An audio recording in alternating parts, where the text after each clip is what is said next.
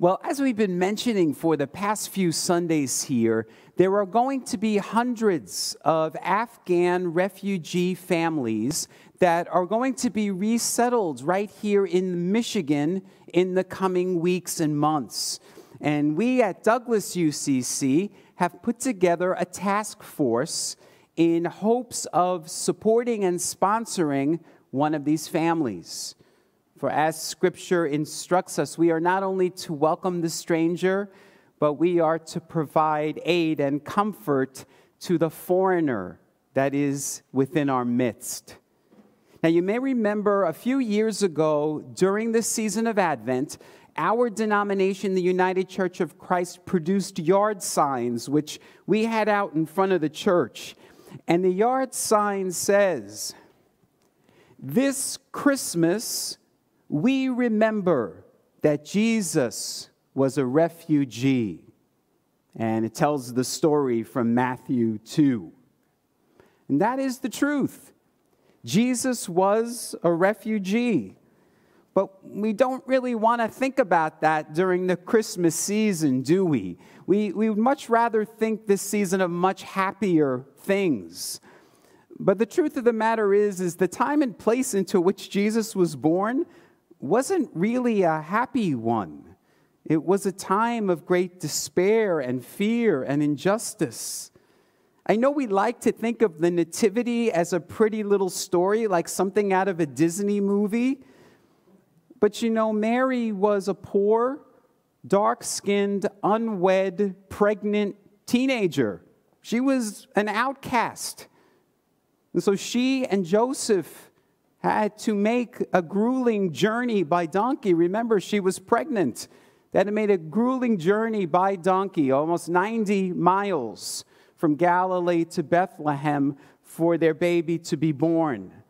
And when they got there, no one would welcome them. No one would offer them assistance. No one would give them refuge. And so we know the baby had to be born in an animal stable.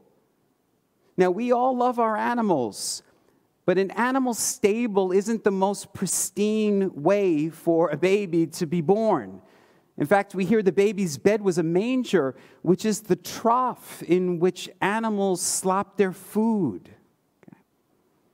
Now, again, I know we at Christmas, we want to take the nativity story and we want to put like a sparkly bow on it and think it was just this beautiful thing. And it was beautiful, but we have to remember the circumstances and the conditions. And then, of course, after Jesus was born, Jesus and Mary and Joseph had to flee into Egypt. They were fleeing the wrath of King Herod. Some biblical scholars say that the Holy Family lived in Egypt for 2 years. They had to go into a foreign land where they were strangers. They didn't speak the language. The people there practiced a different faith than they did. Jesus was a refugee. And how extraordinary is that? That of all the people in the world, God chose him to be the Prince of Peace. And that peace, of course, is what we're talking about this second week of Advent. It's what the second Advent candle stands for, peace. Because that is what the people of Jesus' day were expecting the Messiah would bring them. A Messiah who would bring them peace from an unjust political regime. A Messiah that would bring them peace from a repressive political and oppressive religious authorities. And a Messiah who would bring them peace from an unjust societal structure, which designated who was in and who was out, who was clean and who was unclean, who was saved and who was unsaved. That may have been the world in the world in which Jesus was born into. But Jesus came to usher in a different way. Not the way of the world, but the way of the Lord. And that's why our lectionary reading for today, for the second Sunday of Advent, is all about John the Baptist, Jesus' cousin, who's out in the wilderness proclaiming, "Prepare ye the way of the Lord. You all know the song from Godspell. But what is the way of the Lord that we're preparing for? What is it? Well, the way of the Lord is the exact opposite of the way of the world. So the way of the Lord is the way of inclusive love, unconditional love and acceptance. The way of the Lord is the way of peace. And the way of the Lord is the way of justice. It's why John the Baptist is out there before Jesus begins his ministry. Remember, Jesus didn't begin his ministry until the age of 30. But before then, his cousin John the Baptist is out there getting people ready. That's why he's saying, make way for the way of God. Clear the path, get rid of anything that's standing in the way of peace. Let's tear down all the walls and barriers that are standing in the way of justice. So prepare ye the way of the Lord. And that's my question for you this morning on the second Sunday of Advent is, what are you doing this Advent season to prepare for the way of the Lord? I mean, I love that you're decorating your house and putting up lights and baking Christmas cookies. That's so nice. But what are you doing to prepare for the way of the Lord? What are you doing in the way of peace, love, and justice? Now, a lot of Christian churches around the country this time of year, they put out the Disney version of the Nativity on the lawn in front of their church. You know what I'm talking about. It's that lighted up white Joseph and Mary with the blonde hair and the blue eyes and the smiley little Jesus, okay? That's, of course, not what they looked like.